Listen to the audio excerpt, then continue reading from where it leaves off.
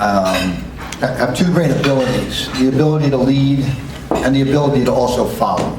Right? So following and learning from others is really an important thing. And I want to talk a little bit about my leadership journey and kind of following the path of the many mentors that I had in my life. And I like telling my story because most people come up here and tell you how wonderful they were and all the great things that they did. Well, my story, really, it starts with a dream and ends with understanding, as I kind of figured out what the real mission of what I was doing. When I was young, I was very blessed. I had a mother and father. My dad was a factory worker. My mother was a crossing guard. And they were people of faith, right? So they went to church every day. So we always had priests in our house. We were always around this spiritual element that I thought was really, really wonderful. And my mother's 94. She's still alive. My dad passed a couple of years ago. He was a volunteer fireman for 70 years. Fire chief a couple of times. When he, in fact, kind of an interesting, my dad knew he was passing. I've been mad at him for a little while because I was flying home the night before he died. I was taking a red eye. It was after a USF game. I had called him on the phone that afternoon. I said, Dad, tomorrow I'm taking you to your favorite breakfast place and all that. And then my brother called me at 11:30 as I was getting on the plane. He said, did anybody call you from New Jersey? And I said, no. He said, well, Daddy passed. And what? I said, he didn't wait for me? I was going to be there tomorrow, right? But it was kind of interesting because the day he passed, he'd been in the fire department since he was a little kid, right? 22 years old, whatever it was. And chief a few times. He was the president of the fire department at 92. At 94, he was still the treasurer. And at 4 o'clock that afternoon, he had called his right-hand person and said, can you tell Jimmy Swanton to come to my house? And when Jimmy came over, my father showed him his books and how he kept all of his records and gave it and said, you're the new treasurer of the department, right? And 5 hours later, he passed on. So he knew he was going, but I always say I was so blessed to have a mentor like my dad who just always gave of himself. He was always volunteering for things at the church. That's just what I remember him always doing something. My mother's 94. She still makes sandwiches every Monday for the homeless people in Newark, New Jersey. So I hit the pay dirt with them. Second huge influence on my life was my high school coach, football coach, Don Carpenter. And I'll tell you a little bit about him. And another two guys that I had the pleasure to play for. I played basketball at Notre Dame under Digger Phelps. And I also played football under Ara Parsegian. So this skinny little bald guy used to be pretty good. And I'm one of the last guys to play both sports at Notre Dame. But my dream really started with Notre Dame football. I don't know if you guys remember, but back in the day, there were 3 channels, right? And you had one nationally televised football game a week. And then you had the Notre Dame football show at 11 o'clock, where they did the 1-hour highlight film of Notre Dame. So we would go to church, and after Mass, we would come back, and we would watch this highlight show. And I remember watching Terry Hanratty and Jim Seymour back in 1966 and going, I want to be like these guys. And John Ewer, when Ara first got there in 1965, I was 12 years old. I got the bug, and I decided I'm playing football at Notre Dame. And in 8th grade, I got really serious about it, because I think anytime you have a goal, you have to affirm it. You have to say it. Chris, in coaching, I would always be interviewed before the year, and they'd say, what are you going to do this year? I said, we're going to win the state championship. Now, maybe we weren't capable of that, but that was sure the expectation, and I wanted that to be out there. That this is what we're going to do, because I wanted that pressure on me, too, that our goals are a little bit higher. So in 8th grade, I went to Catholic school, Our Lady of Peace, in New Providence, New Jersey. And we used to play football. I mean, back in the day, the girls were on this side of the playground, boys were on that side, right? And I made sure we played touch football right in the middle so all the girls could watch me play. And one day I ran over after football, and I ran over to Sister Loyola, the 8th grade coach, and I said, Sister, do you follow Notre Dame? And she said, I do. I said, well, you keep watching them, because one day I'm going to be the starting quarterback at Notre Dame. And that summer, I went over to New Providence High School, which is right across the field from my grade school. And I went up to the football coach, Don Carpenter. And they had this legendary team. I was there. They won, multiple state championships, always had Division I players moving on. And so there's a skinny freshman. I walk up to him and I said, Coach, I want you to give me every drill you can to get me to play football at Notre Dame. And he goes, you play at Notre Dame? He goes, "You're never going to play here. How are you going to play there?" He goes, "Look at you. You're 5'10", you're 150 pounds." I said, "Don't worry about that." I said, "Just work with me and help me." And he did. Every day after practice, he would show me Notre Dame's football, the technique. They used to run the option and a lot of wing tee. And so he showed me all that footwork. And so he was right. I didn't play my freshman year. I didn't play my sophomore year, but I had an All-American quarterback ahead of me, Bob Woodruff. He went to Syracuse and was a legendary player in our hometown. On my junior year, I finally got to start, and I broke all of his records that year. And so now I'm on the radar, and I'm getting recruited by everybody, and most of all, my favorite school, Notre Dame, is really hot on me, and I'm thinking, this is going to happen. So I go into my senior year. We have 19 starters back from a team that won 5 of its last 6 games, thinking this is going to be a magical ride. We had 2 scrimmages preseason. We beat Union, New Jersey, 44-0. They won the state championship that year. We beat Randolph 42-10. They won the state championship that year. So going into that year, we had all these guys back, and I remember my first game of my senior year, there were 9,000 people at that game. And the first passing situation, everybody knew I was going to pass, and I went back and I called a draw play to my little brother. He was one of the 3 non-returners. My little brother ran 78 yards, and I remember skipping down the field saying, "This is going to be the most magical year of my life," right? Next time we got the ball, I was running the option. I faked the pitch, I cut down, and I had grown now. I was a stud. I was 165 and 6'1", and I put my shoulder down and I blasted into this cornerback, and I I snapped my collarbone in half. And I remember walking off the field. I remember telling the coach, "Don't put the backup in, I'm okay." And I was trying to push it back in. And then my coach, Carpenter, looked at me and started crying, and I knew I wasn't playing football anymore. So after 2 minutes, I was 2 for 2, 1 touchdown pass. Now I'm not playing anymore.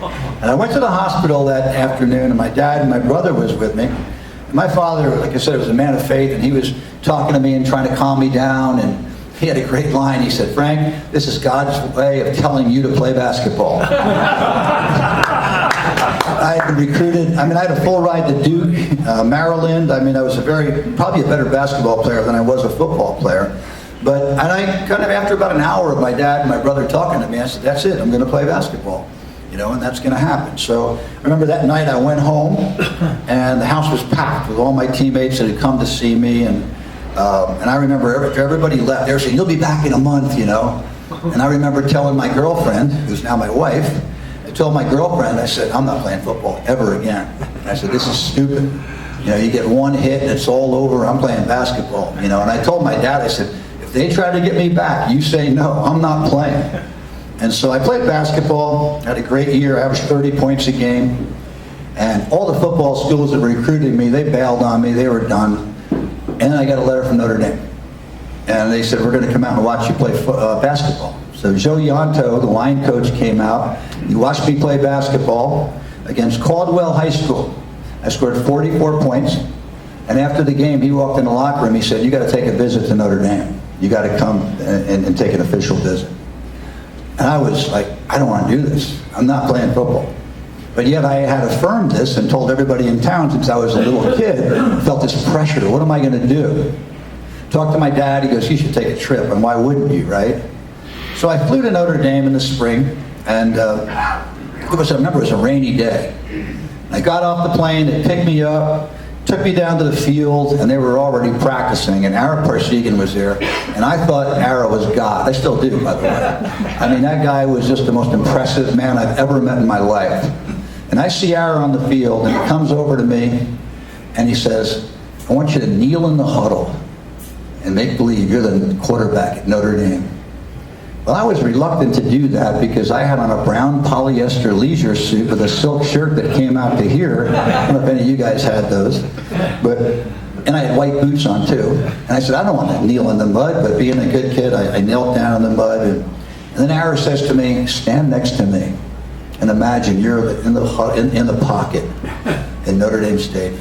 And I stood next to Ara, and they snapped the ball. And here came Walt Patulski, #1 draft pick in the NFL that year. Greg Marks, All-American. Mike Kadish, All-American. Fred Swenson. These guys are coming at me. And I had grown now. I was 6'1", 169. And I almost passed out. I really did. And I said, I can't do this. And I got like this panic attack. And I told Joe Yanto, the guy who recruited me, I said, Coach, can I go back to my room? I'm not feeling really well. And I went back to my room. I lay on the bed and I cried.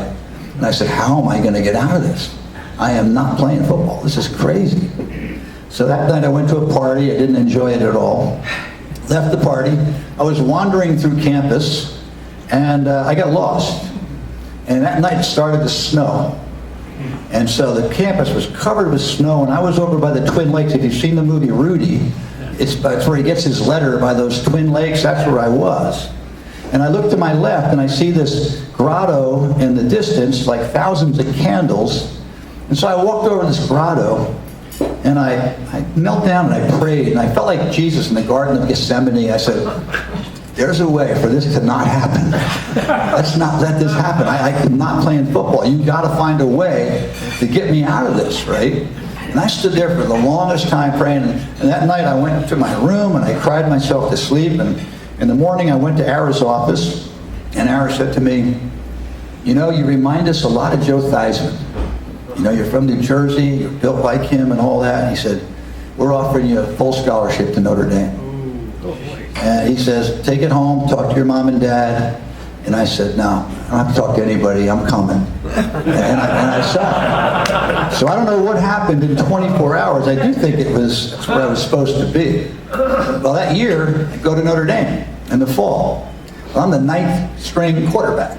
I didn't play my senior year, so I was a low man on the totem pole. The only good thing about that was, the nights we did drills in pairs. And Ara was the quarterback coach. So since we had 9 guys, Ara used to pair up with me. And we became the best of friends. We really did. And we would run down the field, pitching the ball, doing options. And one day he says to me, Allocco, it's uncanny. Did I lose this? Press the button. Yes, press it. Testing.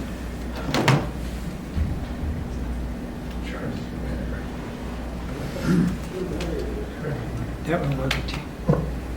There we go. He said, Allocco, it's uncanny. You look like Theismann. You talk like Theismann. You run like Theismann. You act like Theismann. But you throw like Zenon Budzinski. And I said, well, who's Zenon Budzinski? He said, that's the school photographer.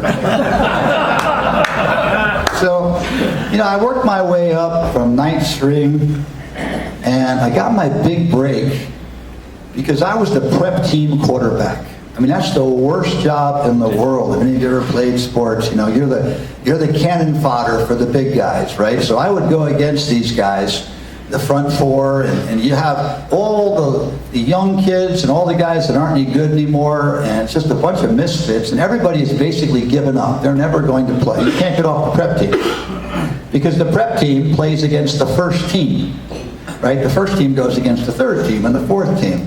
Right? And 1s and 2s never go against each other. So here I am with a bunch of guys that aren't any good, or not that they're not any good, they've given up. And I got to get off this team. So I'm trying to figure out, what do I do? And I went to my coach, Joe Yanto, and I said, Coach, do you think I'm ever going to play here? And he goes, how would I know? And I said, but do they like me? I mean, do I have a chance? He goes, I'm a defensive line coach. I don't go to the offensive meetings. I have no idea if they like you. I learned my lesson. I told my little brother, be recruited by the backfield coach, right? So I went to this guy that played for Newt Rockne, John Murphy, and he used to run the prep team. And I just decided I wasn't going to give in to this. And I call it the prep syndrome. When you just don't see hope in something and you just kind of go through the motions, right? And I said, I'm not going to do that. I'm going to rally these guys. So I would walk home from football field. I would go to the dining hall and I would walk with somebody and I'd say, John, you used to be an All-American, man. I remember reading about you. What happened? Well, I got hurt or I did this. I said, you got to get back to being who you were. You were somebody. You can be that. And I rallied these guys, and we were enthusiastic, and we really got some attention from Coach. And then we had a game scrimmage, and before the first game at Northwestern, and I'm a sophomore, and we lost 44-14, which is pretty good to score 2 touchdowns. I threw 2 touchdown passes against the big boys, right?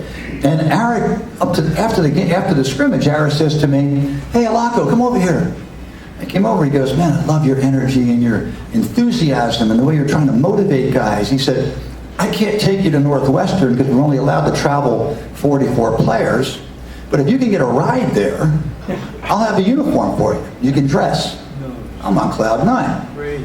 I go back to my dorm room, and I go, hey, anybody going to the game? Yeah, I'm going. I said, can I go with you? He goes, yeah, you can ride with us. I said, what time are you leaving? They said, well, around noon. I said, no, we got to leave like at 9. He goes, why? I said, because I'm going to dress. I got to be there for 11 o'clock. And I got somebody to drive me. And I remember walking in that locker room and seeing my jersey up there, number 12. And I remember I left and I got on a payphone, and I called my dad. I said, Dad, I'm going to be on TV today.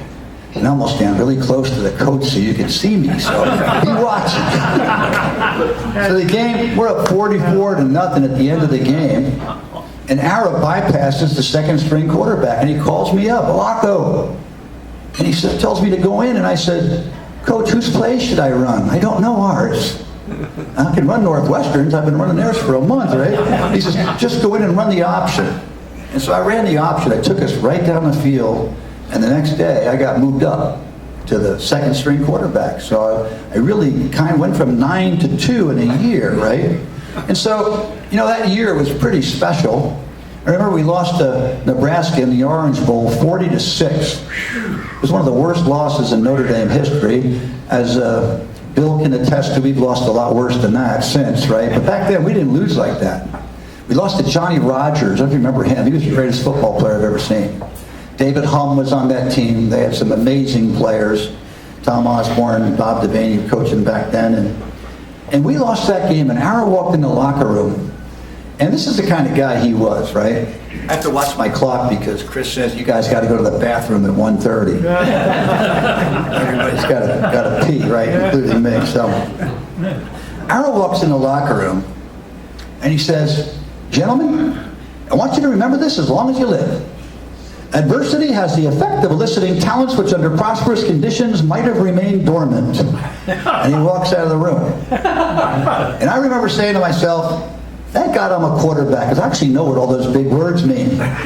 So we called some of the linemen over to explain to them, you know, what was going on. No offense to any linemen out there. But that became our battle cry. Adversity has the effect of eliciting talents which under prosperous conditions might have remained dormant. That summer and spring, we worked together, and we banded together, and we really did find skills that we didn't even know existed in us.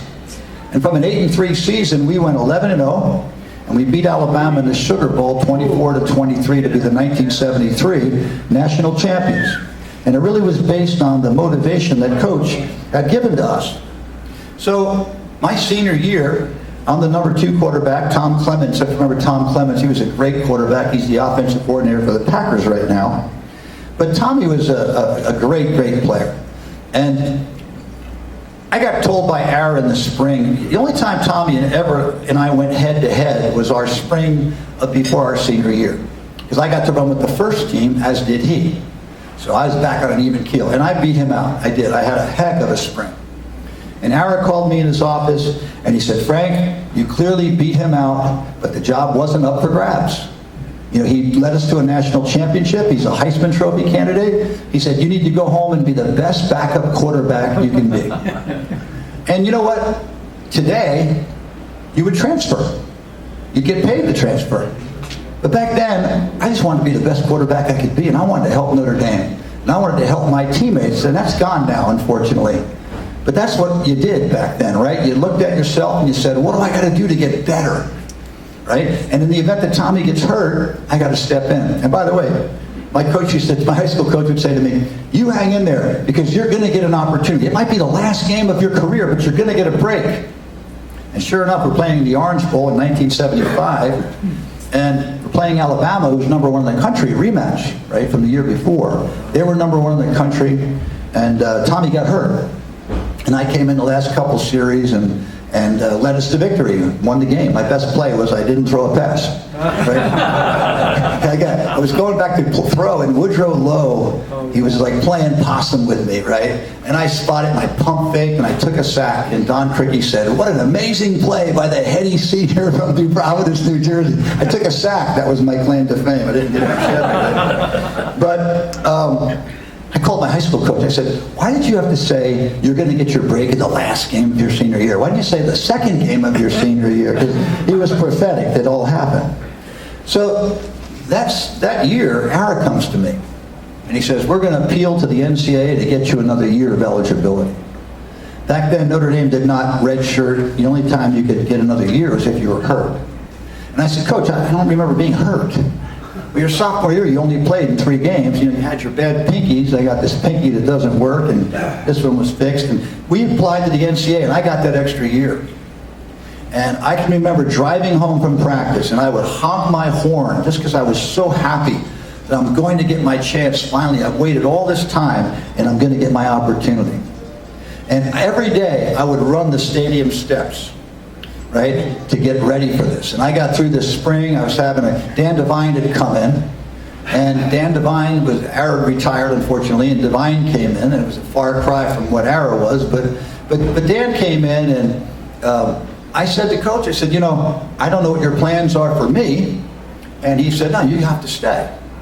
And so I did. I stayed, and things were going well. I went through the spring, and I was rolling out, throw a pass, went to my left, guy grabbed my leg, I put my arm down to get my balance, and a defensive lineman fell on my shoulder. And I'm laying on the ground, and the trainer came out, and I just looked up, and I said, all the time that I put into this. And one hit, it was all gone. So Dan Devine comes into my hospital room in St. John's Hospital in St. Joseph's in South Bend, and he says to me, I said to him, I said, Coach, let's be honest. No, it's spring, my shoulder's separated. I said, I'm accepted at law school. Maybe it's time for me to move on. He said, no, you have to stay. I said, Coach, if I'm not going to play, I don't want to stay. I mean, I'll move on, I'll go to law school. He said, Frank, think about this. We have Rick Slager, no experience, about 5'9", you can barely see over the line. We have Gary Forstek, got a cannon that can throw. He actually played for the 49ers a little bit. He said he has a cannon, but he can't learn the plays and the signal system. And of course, that skinny kid from Pennsylvania, Joe Montana, he's never going to amount to anything. So you have to stay. And I looked at it and said, yeah, he's right. Slager, Forstek, Montana. I got to stay. I owe it to the university to stay. So I stayed. And I went back to my routine after surgery of running those steps every day. And I would run up 60 stairs, over, down 60, over, up 60, 38 times. 38 gates at Notre Dame State. I did it every day. I would bring a different player every now and then. They'd do it one time, they'd never come back. Right? So one day, I hit the 35th gate, and I was going to quit for the first time. It was a hot, humid day, and I said, hey, I've had enough. I'm going to bail out, right? 35th gate. I looked over to the entrance to the stadium, and I saw an elderly couple that was there, and they were dropping off their son to Notre Dame. I had my jersey on, and I thought to myself, they know I'm the Notre Dame starting quarterback. And I sprinted those last 4 gates. From dead tired, I got this burst of adrenaline. I sprinted, I ran over to them, I introduced myself, welcomed them to Notre Dame, and moved on. That year, 2 weeks later, I get a phone call. Doctor says, you got to come back in. We got to take this Merceline tape out of your shoulder. I had been throwing really well all of August, had to go back into another minor procedure, but it set me back 2 weeks, and I didn't get the opportunity to start. And that was the roughest year of my life, watching people play, knowing that I could have played. Now, the good news is, if I don't get hurt, Joe Montana never plays. So you guys owe me. I tell people, when I went to Notre Dame, I said, I'm going to change the face of modern football. And I did. I got hurt. Joe came in and obviously did some amazing things, right? So that year was very difficult. And at the end of the year, I got a letter from my best friend's mother. And she said, you know, I want to wish you luck. Congratulations on your graduation. She said, but I got to tell you, it was just excruciatingly painful to watch your career. You know, you went All-American in high school, you had everything going for you, you break your collarbone. You go to Notre Dame, you sit on the bench, you wait patiently for your opportunity, you separate your shoulder. She said, you just never got a break. And I thought about her letter, and I finally wrote back and I said, Mrs. Lesnowich was her name. I said, Mrs. Lesnowich, I got every break you could ever imagine. I said, my career was not one where I was destined to be a great player. That was never what was the plan for me. The plan was for me to go through adversity and learn the skills that I could use to teach others and elevate the kids that I've taught in my camps, through CYO basketball, through my high school coaching, and through the college coaching. I said, you see, Mrs. Lesnowitz, I had the wrong perspective. I played football because I wanted to be an NFL player. I wanted to be rich. I wanted to have a beautiful home and a beautiful family and a beautiful wife and all those trappings that you get. And I said, but I got a lesson. When I look back and I remember running those stadium steps, I said, the real beauty of sport is the man who runs the stadium steps when the seats are empty. Anybody can run them when they're full, as evidenced by that burst of adrenaline that I got when I was dead tired. And so I look back at Notre Dame, and you talk about this transfer portal and whatnot. If you told me I could have gone to Alabama and been an All-American, I'd play for Ara Parsi. There's nothing that I would treasure more than being a Notre Dame man and having the opportunity to play for a guy like Ara, because he was one of the greatest leaders I ever saw. And when I got out, Chris asked me about how I got into coaching. Well, I always wanted to coach, but I couldn't because I was working for an educational publishing firm, and I traveled 17 states. So I was just telling Chris, so my solution to that was I became the president of CYO. That way I could make the schedule. So I knew when I was going to be home and when I was not. By the way, I've been the president of CYO for 40 years, still doing it at my age. And so I was coaching CYO basketball, and I run a basketball camp, and this guy said, you should apply for the Northgate job. I said, no, I'm not interested in that. And he said, you should apply for that Northgate job. It'd be a great job for you. And so I applied. I got down to the finalists, 5 guys. 4 of them were high school coaches who had won 20 games that year before. And they picked me. And they called me on the phone and say, you're our next coach. I said, hey, I got to ask my wife if this is okay. They said, you haven't asked your wife? I said, no, I never thought you'd hire me. I have no experience. Why would you hire me, right? But they hired me, and the first thing I did was go back to Notre Dame and go see Ara. And I said, I'm going to create a program just like he did, the same traditions. I had the same signs in the locker room. For example, Frank Allocco, your number is 14. Make Northgate number 1 when you leave here. That will be remembered. We had the play like a champion sign. Everything was culture. Talked about love and loyalty and discipline and sacrifice. And I remember bringing those kids out for the first time I met them out on the playground at Northgate High School, and I said, boys, we are going to be state champions. They had 1 winning year in like 25 years. They were 7-19 the year before, and here I am going, we're going to be state champions. We're going to come in and we're going to shoot in the mornings. We're going to lift weights 4 times a week.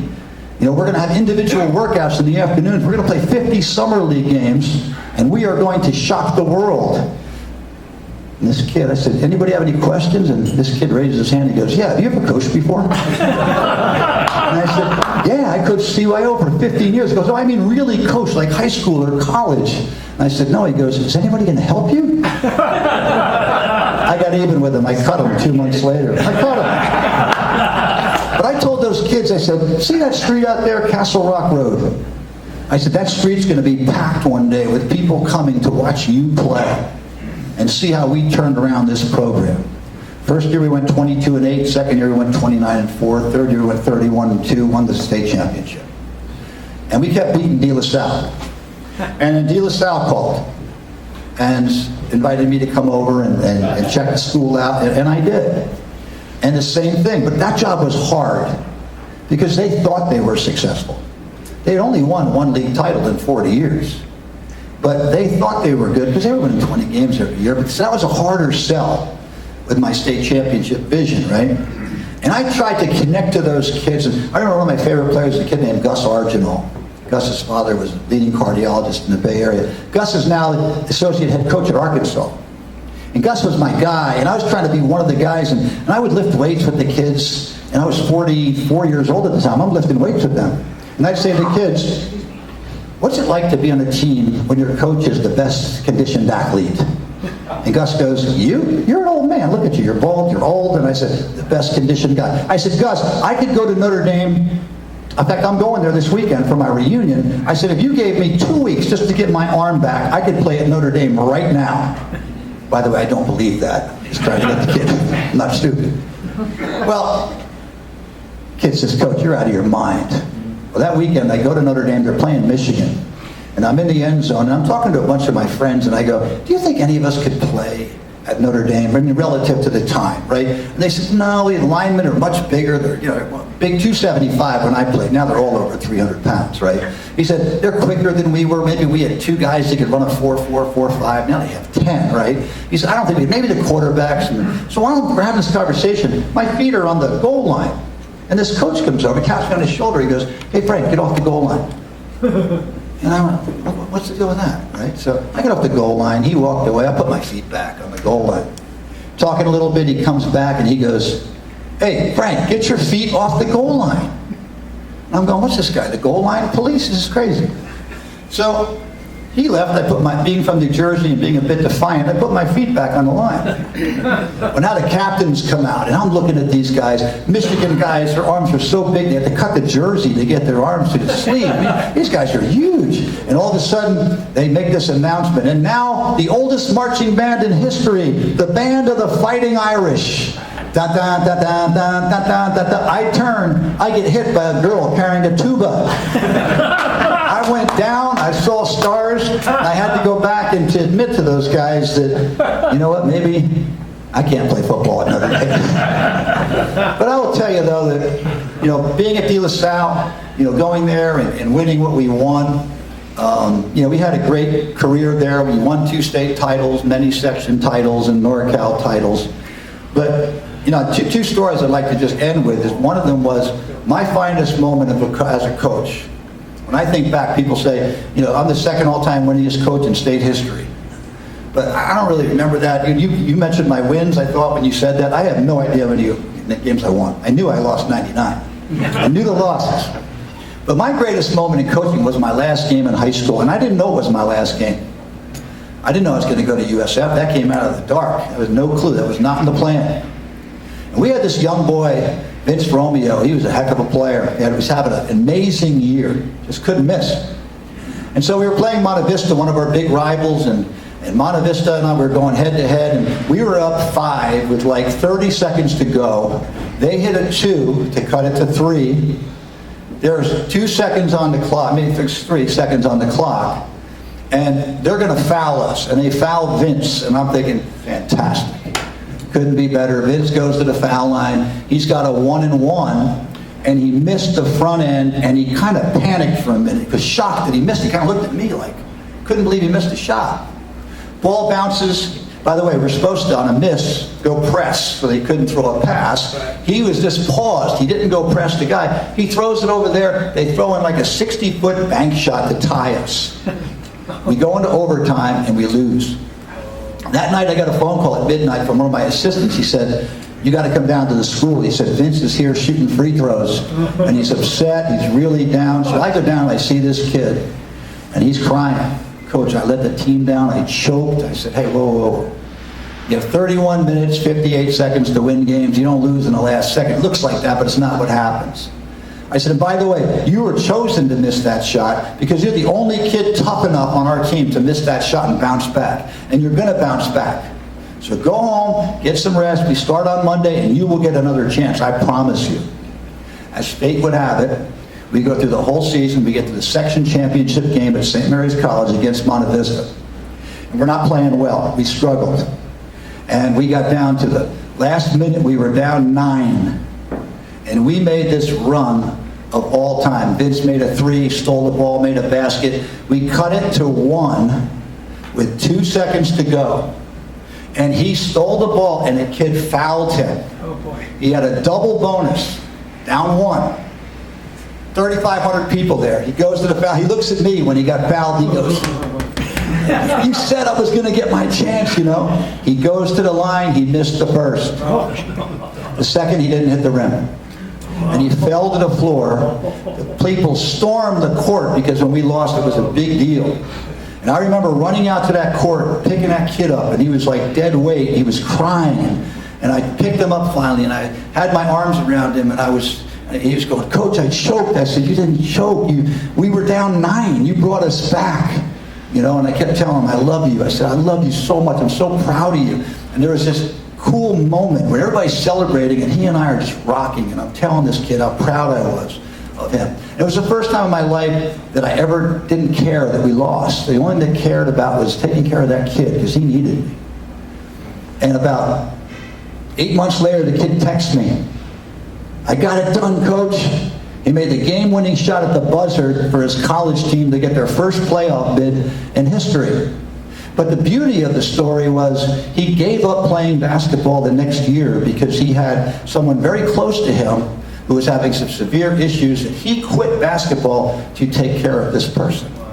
And I thought back of how the cycle of education is complete when teacher becomes student and student becomes teacher. Because he took the lessons that we gave to him and then he turned it on. And the last thing I will say to you is, you know, at our age, you know, people like want to put us out to pasture here, but we have good stuff ahead of us. And the greatest leaders are those who model the behavior. Anybody can go watch a motivational video, or anybody can say anything, but the greatest leaders, they live what they preach.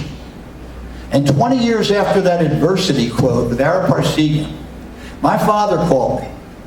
And he said, you got to watch 60 Minutes tonight. He's in New Jersey 3 hours earlier. And he said, they did a profile on Coach Parsegian. And I said, well, what happened? What did he do? He goes, not just watch it. So I watched the show, and they show Coach Parsegian talking about his grandchild. He had a grandchild who was on the playground, and he kept falling down. His coordination was obviously off. Took him home that night. He was doing his homework. He couldn't track his hands on the paper. They take him in to see his physician. They end up taking him to the Mayo Clinic. He ends up going to Columbia University, where they instantly diagnose him with Niemann-Pick-C syndrome. Doc, I don't know if you know that. Niemann-Pick-C, a rare neurological disease. There was one researcher in the world researching this disease. And to compound it, they tell the Parsegians, it's a genetic disease, so you have to test your 4 grandchildren. 3 of them have it. Death sentence, they cannot live, and it's an awful death. These kids go, they waste away, I mean, they can't use their feet and their arms and their legs, and it generally can't breathe, and you choke to death. It's an awful death. Ara leaves the broadcast booth and is going to solve this problem. He's going to go around the country and run these fundraiser golf tournaments and speaking events and everything. And so I got to hear him at Berkeley. I went to watch him at Berkeley, at Emeryville. That used to be the Holiday Inn there. I go over to see it, one of these dinners they have, and I got 10 minutes alone with Ara. I treasure it to this day. Because Ara never just had small talk. Everything he used to say was just brilliant, brilliant stuff. And he starts telling me about his grandchildren, how it all happened, and how 3 of them have it. And he said, I can't save my grandchildren, but I dedicate my life so that no parent, no grandparent will ever experience the pain and agony that we are going through. I said, sort of like adversity has the effect of eliciting talents which under prosperous conditions might have remained dormant.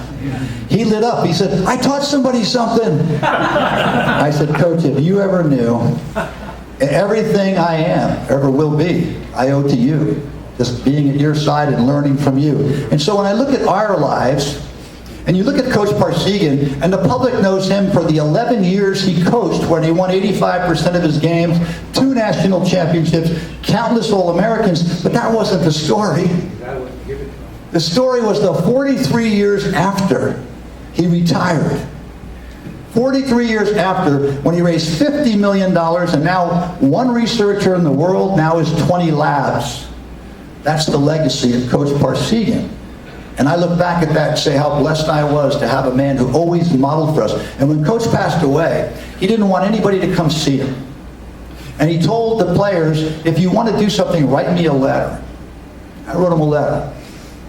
And, you know, being a selfish human being, I made it about me. Because he died like that week. And I went, God, did he get my letter? I was really worried about, did he get my letter?